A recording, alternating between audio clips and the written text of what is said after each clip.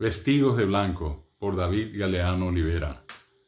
Son días cruciales donde la duda y el miedo nos han atrapado, y en cualquier momento, con una sospecha, salimos corriendo hacia algún hospital, buscando sanar a aquel ser querido que siente dolor, y allí emergen ellos en primera línea, caídos del cielo. Son ángeles blancos con formas humanas, mujeres y hombres vestidos de blanco.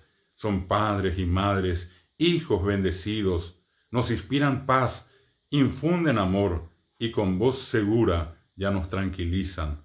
Doctores capaces, enfermeras guapas, obstetras celosas de todas las vidas. Sus mágicas manos son manos de Dios, que asisten y salvan sin mirar a quién, aún arriesgando a su propio ser. Con pasos seguros por el hospital sin cesar recorren y el dolor mitigan. Hoy al Paraguay le toca vivir difíciles días.